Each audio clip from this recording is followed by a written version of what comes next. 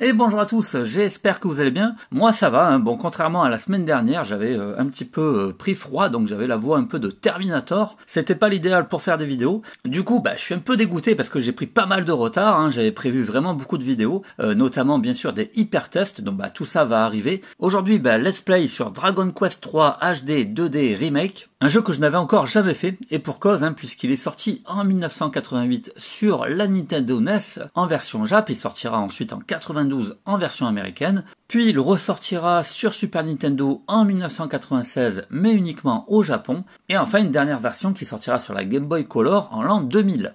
Donc inutile de vous dire que je suis vraiment très content de voir ce jeu arriver sur nos consoles dernière génération, et là je suis obligé de m'arrêter sur cette jaquette. Regardez-moi quand même la qualité de ce dessin, c'est juste voilà, de l'œuvre d'art, je trouve cette jaquette, mais elle claque vraiment de ouf, c'est un truc de fou, la qualité du dessin, franchement j'adore cette jaquette. Et alors pour le coup, je trouve que même les jaquettes d'époque, hein, que ce soit pour la Nintendo NES, la SNES ou la Game Boy, je trouve que les jaquettes étaient déjà super classe pour ce jeu. Donc franchement, ouais, Dragon Quest 3, ça envoie, c'est franchement magnifique.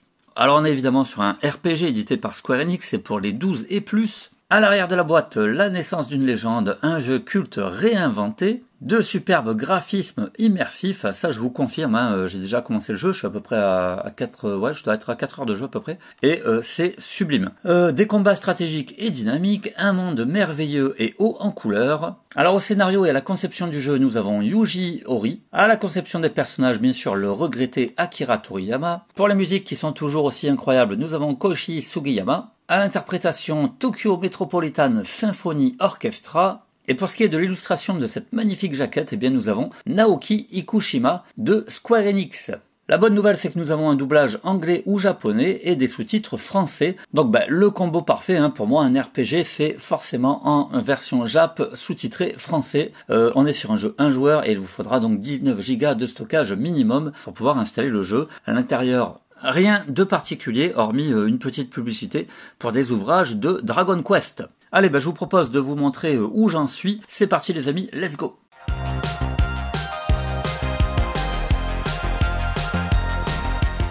Ah, écoutez-moi cette musique, voilà, bien sûr on va retrouver les thèmes emblématiques de la saga Dragon Quest, hein, c'est un régal pour les oreilles. Alors on va continuer ma partie.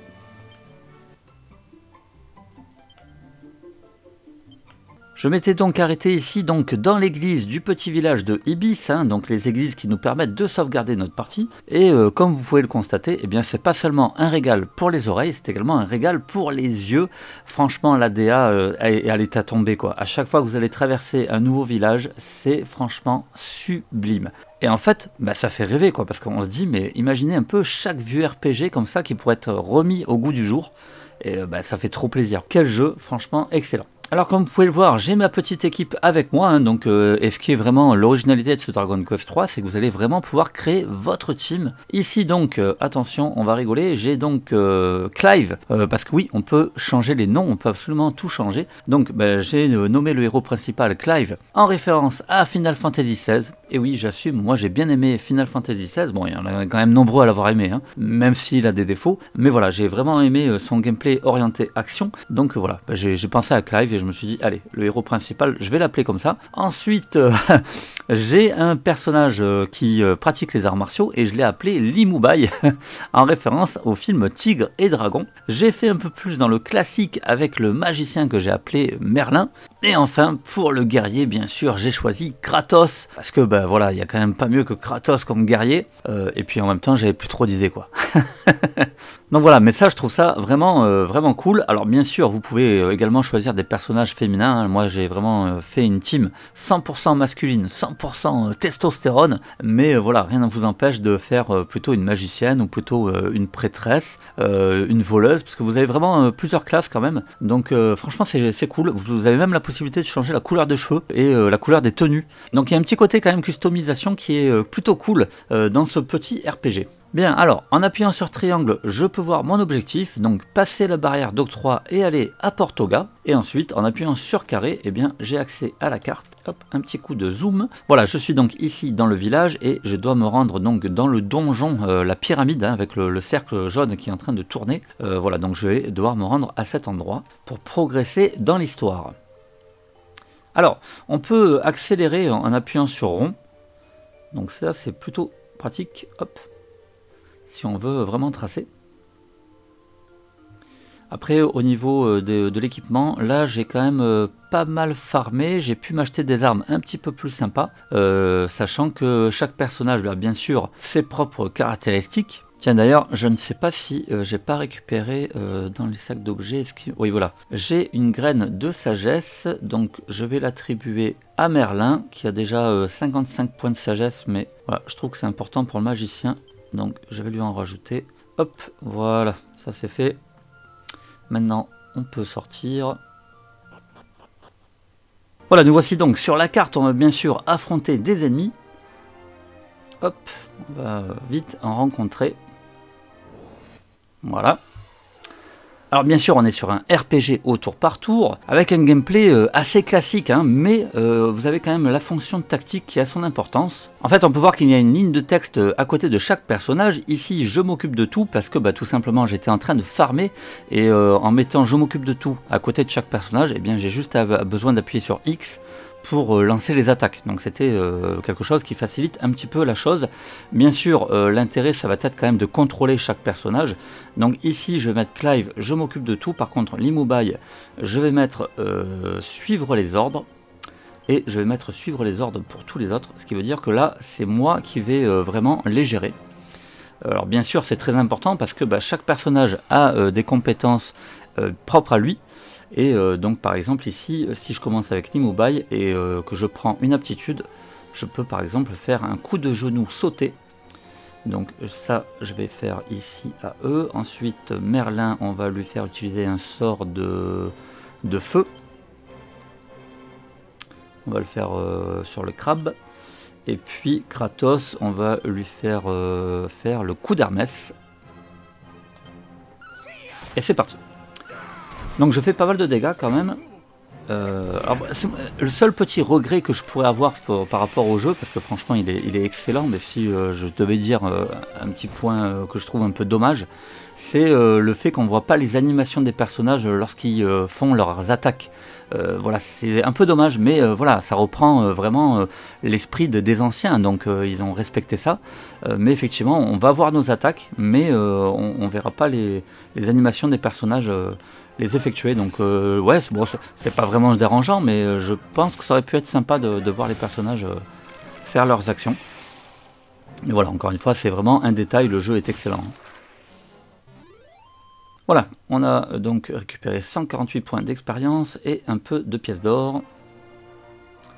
Alors je vais juste regarder par rapport à l'objectif. Ouais, je dois me recentrer un petit peu sur la droite. Ici il y a un oasis, mais je crois que j'y suis déjà allé. Hop, là il y a un tonneau. Ouais, j'ai déjà récupéré ce qu'il y a dedans. Donc on peut continuer. Alors le jeu est pas si facile que ça. Alors bon, bien sûr tout est relatif, hein. On est sur un RPG. Qui dit RPG donc dit farm, et donc potentiellement toujours la possibilité d'avancer dans le jeu quand même. Mais malgré tout, je trouve qu'il n'est pas facile, surtout les donjons. Parce que forcément ils sont quand même assez labyrinthiques. Et on a tendance à se perdre et à passer beaucoup de temps. Et les ennemis font quand même pas mal de dégâts. Vous voyez que là par exemple Merlin il a pris cher, hein, j'ai perdu pas mal de PV. Donc bien sûr à chaque fois que vous allez gagner en niveau, vous allez récupérer votre santé, donc ça heureusement. Mais sinon il n'est pas si évident que ça. Alors vous avez quand même un mode qui s'apparente à un mode très facile, mais pour le coup que je recommande pas, parce qu'en fait tout simplement vous ne pouvez pas mourir. Et je trouve que ça enlève un peu de charme au jeu, quoi, finalement. À partir du moment où vous ne pouvez plus mourir, il n'y a plus vraiment d'intérêt, quoi. Donc voilà, j'ai plutôt tendance à mettre quand même le jeu en mode normal. Mais par contre, voilà, il va falloir prévoir de farmer. Clairement, vous voyez que voilà, ça y est, j'ai déjà perdu un personnage, j'ai perdu Merlin, vous voyez, il est dans le cercueil. Donc je suis très très mal barré. Clairement, hein, il faut vraiment farmer. Le jeu demande à farmer pas mal. Donc là, c'est pas grave, c'est pour vous montrer. Dans tous les cas, je prends de l'expérience. Je vais quand même me rendre dans le donjon. Mais voilà, il y a peu de chances que je m'en sorte vivant. Parce que là, je suis pas du tout préparé. Et encore une fois, les donjons, on s'y perd. En même temps, c'est important de tout fouiller parce qu'il y a souvent des armes très intéressantes qui y sont cachées. Alors, on enchaîne les ennemis. Mais franchement, je kiffe. Hein. Moi, je me régale avec ce jeu là. Depuis que je l'ai, je joue essentiellement avec la Portal. Je trouve que pour le coup, la Portal se prête vraiment super bien au RPG. J'y joue dans mon lit. J'adore, voilà, c'est mon petit rituel en ce moment. Tous les soirs, je continue Dragon Quest 3 sur la Portal. Ah bah voilà, l'Immobile donc atteint le niveau 14, donc ça c'est cool. Je vais pouvoir donc récupérer full santé. Et j'ai récupéré également une aptitude de griffe personnelle. Ah! Et je viens de tomber dans un piège. Alors fais voir un peu l'aptitude de l'Immobile là. Griffe personnelle, coup sur un ennemi unique, impossible à esquiver, bloqué ou arrêté, même si le porteur du coup est aveuglé. Ah ouais, intéressant. Est-ce que j'ai un objet pour ressusciter Merlin? Je crois pas. Là j'ai pour le poison, là j'ai pour la santé. Non, je crois pas. Bon, c'est pas grave. De toute façon, je vais pas utiliser. Je vais quand même, par contre, me remettre un petit peu de santé. Qui c'est qui est mal en point? Kratos. Voilà, hop. Allez, on continue. Alors, fais voir. Ok, la sortie, elle est là-bas. Mais j'ai quand même envie de faire tout le tour parce que voilà, il y a peut-être une arme à récupérer. On va aller voir. Ah bah là, il y a une porte déjà, non? Ah non, je peux pas aller. Ah, ça, il y a quelque chose. Il y a une aiguille empoisonnée. Ok, donc ça doit être une arme, je pense.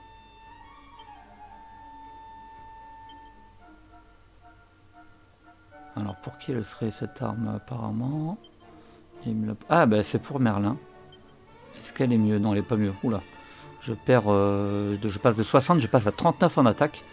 Donc, l'aiguille empoisonnée, je vais la revendre.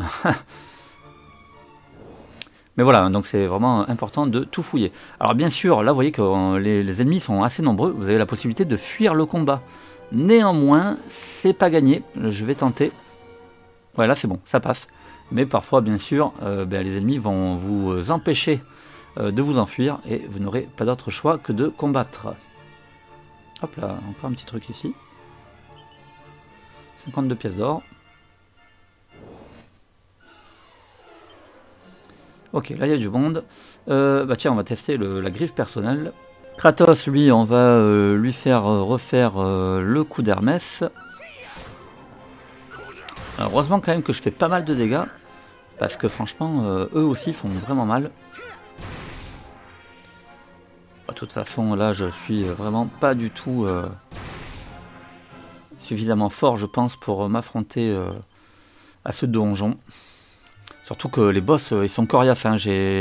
Là, pour l'instant, j'en ai tué qu'un seul. Et franchement, à la fin, j'avais plus que Clive de vivant.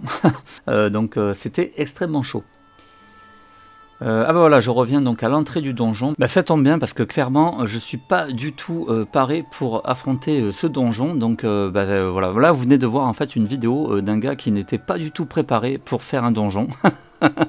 Donc voilà les amis. Donc ouais, non mais clairement il faut farmer hein, pour vraiment et puis maximiser un maximum d'objets de santé. Bien sûr privilégier un équipement de ouf. Bref, voilà, c'est un jeu qui demande quand même un petit investissement personnel pour pouvoir être prêt à affronter tous ses ennemis. Mais vraiment quel kiff ce jeu, j'adore. Voilà. Allez, avant de se quitter, on va faire un petit tour des trophées. Donc platine de Dragon Quest 3 HD 2D Remake, eh bien il est obtenu à 0,7% des joueurs. Il est pour l'instant toujours ultra rare. Bien sûr, on va vous demander de vaincre tous les boss. Et puis après, on a quelques trophées qui s'annoncent quand même assez longs, comme par exemple celui-ci, décerné pour avoir vaincu tous les types de monstres, décerné pour avoir appris tous les sorts et aptitudes. Un autre qui nous demande de recueillir tous les monstres amicaux, parce que oui, vous pouvez également faire de la capture de monstres. Alors pour l'instant, j'en ai capturé 2. J'ai pas encore vraiment trouvé leur fonction. Il y a également des arènes de combat. Enfin voilà, hein, là je vous ai rien montré, hein, clairement. Hein, c'est vraiment pour vous montrer un petit aperçu, hein, mais voilà, le jeu est quand même assez immense. Il y a vraiment beaucoup de choses à faire. Il y a également voilà, des médailles. J'ai récupéré des médailles. Je ne sais pas encore ce que je vais en faire. Donc voilà, il y a beaucoup de choses que j'ai pas encore découvert. Pour l'instant, je m'y amuse